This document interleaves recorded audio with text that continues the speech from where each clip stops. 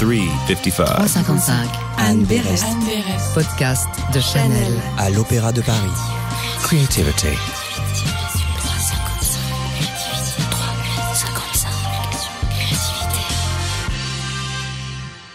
Bienvenue au 355, le podcast de Chanel à l'Opéra. Je suis Anne Berest, je suis écrivain.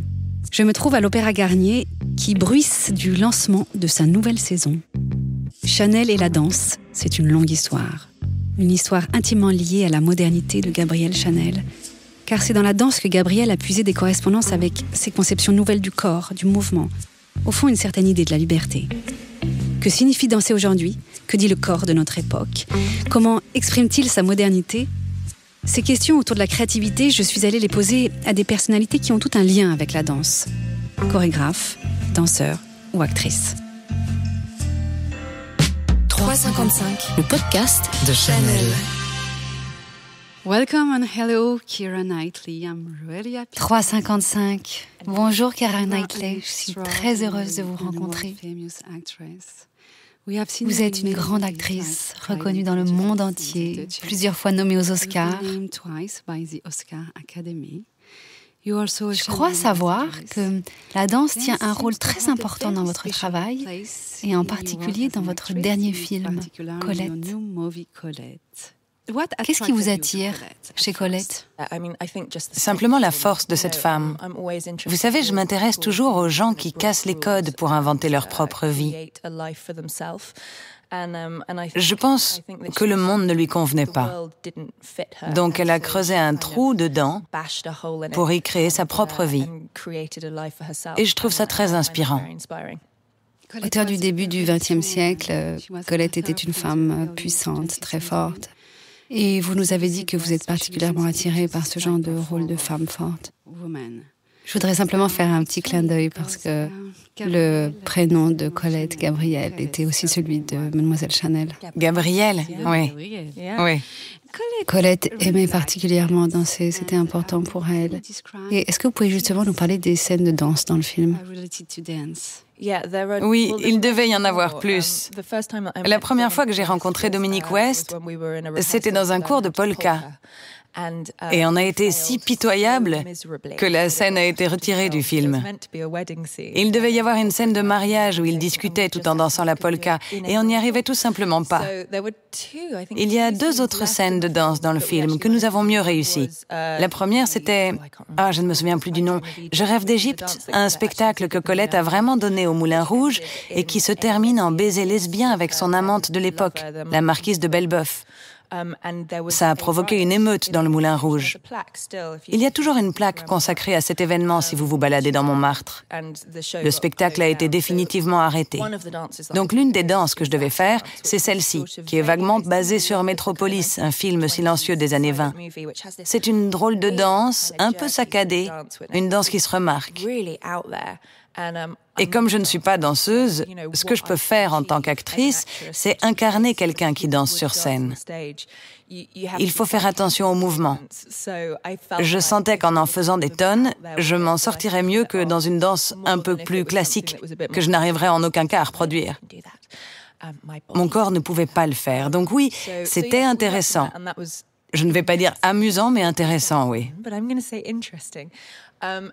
Et puis Colette était aussi une mime. À Londres, il y a ce merveilleux mime du nom de Dickie Bow. Il a son propre spectacle de cabaret et il est dans le film. C'est lui qui a imaginé les parties de mime que nous avons faites. Cette version de Colette a été tournée avec un budget limité, donc nous n'avions pas beaucoup de temps de répétition. Je crois qu'on a beaucoup plus répété pour la polka, que nous avons complètement raté, que pour toutes les autres danses du film. Pour la danse de Je rêve d'Égypte, la chorégraphe était sur le côté de la scène. Elle mimait les mouvements et je l'observais du coin de l'œil car je ne savais absolument pas ce que je faisais. Il y a un moment où, en tant qu'actrice, pour avancer, il faut faire n'importe quoi. Improviser au fur et à mesure en espérant que ça fonctionne. Faire comme si on s'y connaissait alors qu'on n'en a aucune idée. Et pour moi, la danse Je rêve d'Égypte a vraiment été l'un de ces moments. Ok, il y a 300 figurants devant moi. Je ne sais vraiment pas danser, mais je suis habillée comme une Égyptienne et je sors d'un sarcophage. Alors, il faut y aller. Est-ce que quand même vous avez trouvé une forme de liberté dans cette situation? Absolument pas. Pas dans le sens du jeu, car ce n'est pas ma manière naturelle de jouer. Je ne suis pas une danseuse. Ce n'est pas naturel pour moi. Donc non, mais j'en tire plutôt une sorte de fierté d'avoir dépassé ma peur. Et puis, il y a une liberté dans les mouvements. Si tu es saoul et que tu danses dans un club, évidemment, il y a une grande liberté à ça. Mais c'est parce que personne ne regarde. Quand tu es sur scène, que les gens te regardent, que c'est un film, que quelqu'un te juge, et que tu sais que tu n'es pas une danseuse, que tu n'as pas ce magnifique contrôle que les danseurs ont sur chacun des muscles de leur corps, alors il faut faire semblant. Quel est le meilleur souvenir que vous gardez de ce tournage?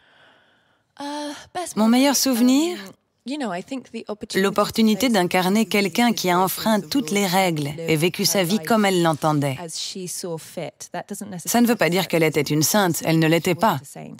Et c'est là que son histoire rejoint celle de Chanel. Elles étaient toutes les deux des survivantes. Moralement, les survivants sont toujours un peu ambigus, mais je crois qu'en tant qu'actrice, ils font partie des personnages que je trouve les plus fascinants. Donc je ne les idéalise pas, mais je les vois comme deux femmes qui ont fait en sorte que le monde leur convienne, qui n'acceptaient pas qu'on leur dise non et qui ne se démontaient pas. Je crois que cette force, cet esprit de survivant est quelque chose de fascinant à explorer, à étudier et à incorporer à ma propre personne.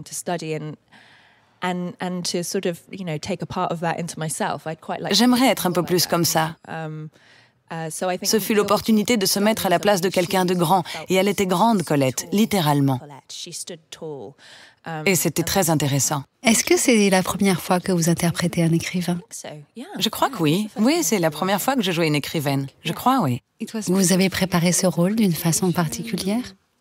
Ma maman est écrivaine, donc j'ai l'impression de savoir. J'ai vécu avec une écrivaine toute ma vie. Oui. Oui, donc je crois que je comprends de l'intérieur ce que c'est que de vivre avec quelqu'un qui se réfugie dans cet espace magique qui n'existe que dans sa tête. Un espace qui est complètement privé pour lui. Je me souviens qu'enfant, j'étais immensément jalouse de cet endroit secret que je n'avais pas le droit d'atteindre. Mon incarnation de Colette, d'une certaine façon, c'est pour cet espace dans la tête de ma mère que je ne connais pas, que je ne connaîtrai jamais car je n'ai pas le droit d'y entrer, mais qui est un peu magique selon moi. Oui, je comprends. Vous savez, en France, on a eu 2 livres qui ont eu beaucoup de succès, qui s'appelaient « Les femmes qui lisent » et « Les femmes qui écrivent sont dangereuses ». J'aime ça, oui. C'est vrai. Vous m'avez dit que votre mère était écrivain et j'ai lu aussi quelque part que dès votre plus jeune âge, elle vous avait emmené voir des ballets ou aller au théâtre. Oui, le théâtre. Bon, déjà, si je suis née, c'est parce qu'elle a réussi à vendre son premier script, ce qui signifiait qu'elle avait assez d'argent pour un deuxième enfant et c'était moi. Quand je suis née, on m'appelait le bébé Bush, car c'était le théâtre Bush à Londres qui avait acheté le script. Je suis quasiment née dans un théâtre. Et mon père est acteur, donc j'étais toujours dans les coulisses. Si ma mère partait pour le travail, je suivais mon père au théâtre. J'attendais dans sa loge pendant qu'il était sur scène et... Donc voilà, les théâtres ont toujours fait partie de ma vie. Notre voisin, Trevor, était danseur classique. Au English National Ballet, il me semble. Mais je ne suis pas sûre. Lui aussi m'emmenait souvent à ses répétitions. J'ai découvert les coulisses, les costumes, tout ça, dans différents théâtres et dans plusieurs compagnies de danse aussi. J'ai vu beaucoup de costumes, beaucoup de coulisses quand j'étais enfant. Creativity. Les costumes de scène sont très importants, autant pour un danseur que pour une actrice d'ailleurs. En tant qu'actrice, quelle relation entretenez-vous avec votre costume? C'est l'un des aspects les plus importants. C'est un médium visuel. Tu peux dire beaucoup de choses à travers la peinture que tu peins. Et évidemment, le costume joue un rôle très important là-dedans. L'une des raisons pour lesquelles j'aime les films d'époque, c'est parce que normalement tu peux choisir les tissus et la texture d'un tissu peut dire beaucoup sur un personnage. Dans Orgueil et Préjugés, on est allé vers des cotons, des lins, des tissus très naturels, mais avec des rayures, car Lizzie Bennet était toujours très droite, et ça avait du sens. On pouvait construire à partir de ça. Et même quand il n'y avait pas de rayures sur le costume, elle me trouvait toujours des chaussettes rayées, car d'une certaine façon, ces rayures créaient une connexion. Colette, c'est très différent. C'est le premier film d'époque que je fais où aucun des habits n'a été fait spécialement pour le film.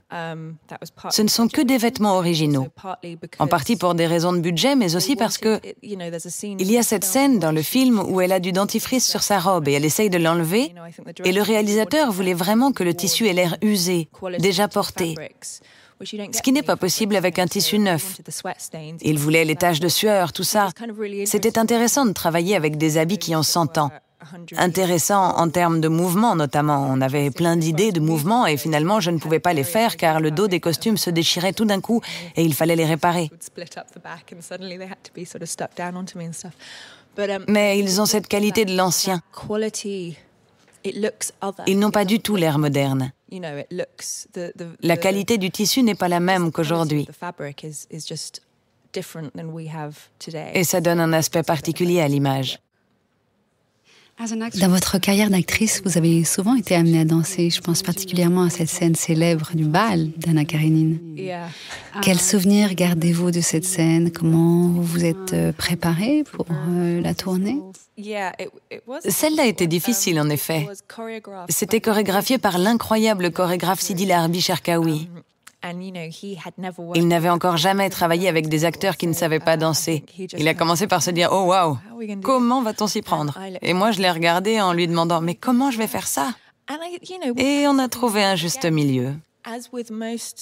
À nouveau, comme souvent dans les danses de film, une grande partie est coupée au montage. Pour celle-là, nous avons répété pendant 6 semaines à danser, danser, danser, danser.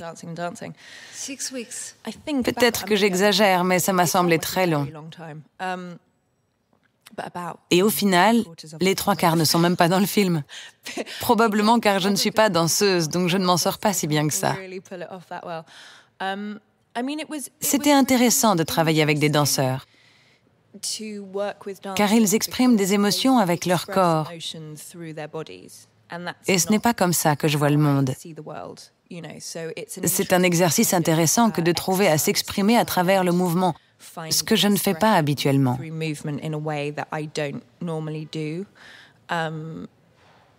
Mais je ne suis jamais sûre de vraiment y arriver. Alors j'espère que oui, et qu'ils couperont les mauvais moments au montage. Ce qui est arrivé les 2 fois, cette fameuse polka qui n'a finalement pas eu lieu. Donc oui, c'était très intéressant. Un travail très difficile, et je n'étais absolument pas douée. Il faut être tellement en forme pour constamment faire des répétitions de danse.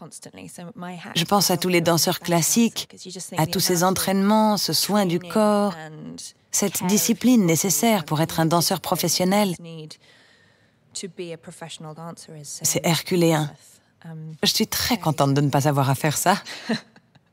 Après ce genre de scène, est-ce que vous avez la sensation que la danse se mettait un peu à influencer votre travail d'actrice? Non, pas vraiment. Le mouvement est très important, évidemment. Peut-être que grâce à ces rôles, j'ai une meilleure conscience du corps, de la manière dont on peut l'utiliser, ce genre de choses. Aujourd'hui, beaucoup de films sont tournés en gros plan. Donc la plupart des acteurs de ma génération n'utilisent pas vraiment leur corps. En tout cas, pas autant qu'avant, quand les acteurs venaient principalement du théâtre. Mais quand on travaille en gros plan, même si tu essayes de t'exprimer avec ton corps, au final, on ne verra que ton visage. Mais dans Colette, on a beaucoup parlé de ses mouvements.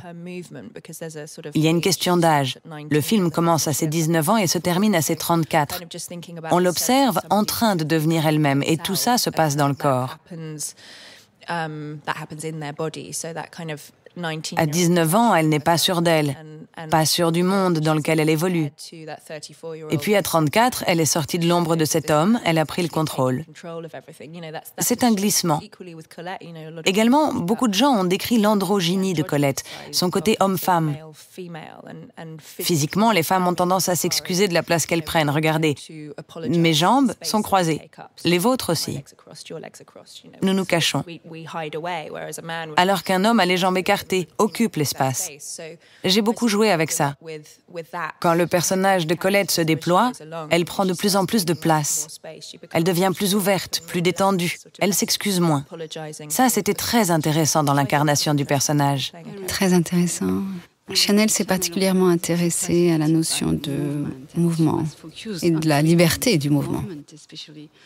Quand elle concevait des costumes pour les danseurs sur scène, mais tout autant que pour les femmes dans leur vie quotidienne. Est-ce que vous pouvez me confier à quel endroit vous allez puiser votre créativité? Non, je ne peux pas.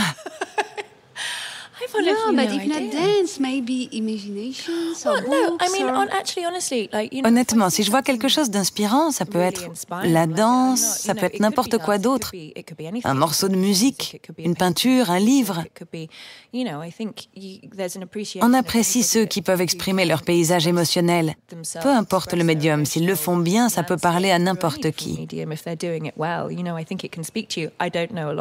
connais peu la danse, je ne vais pas souvent en voir, mais plusieurs fois j'ai été touchée par la manière dont elle permet de transmettre une émotion d'une façon particulière. Ce n'est pas la manière dont moi je l'exprimerais, mais ça ne m'empêche pas d'apprécier le talent de quelqu'un d'autre. Ce soir, nous allons à l'Opéra Garnier et je crois que c'est la première fois pour vous. Oui, c'est la première fois. Enfin, je l'ai vu de l'extérieur, mais non, je ne suis jamais rentrée dedans. Je suis très impatiente. Quelles sont vos attentes et vos émotions pour ce soir? Y a-t-il un plafond Chagall? Un plafond que Chagall a peint? C'est bien Chagall, hein? Oh, excellent. Je suis très impatiente de le voir. C'est un bâtiment somptueux. Je suis fascinée. J'ai hâte de voir à quoi ressemble l'intérieur. Pour finir, j'ai un petit questionnaire à vous soumettre. Je suis désolée, mais nous sommes à Paris, en France, le pays du questionnaire. Je savais pas ça. Ah oui, à cause de Marcel Proust. Bien sûr, oui. J'ai 2 questions pour vous. Si vous étiez une chanson sur laquelle danser? Dancing Queen d'Abba. Et qui aimeriez-vous voir danser? Je dirais Colette. So let's go and thank you, Kira. Thank you. Merci. Bon, allez, on y va. Merci, Kira. Merci pour tout. Création. Créativité. Creativity. Créatif.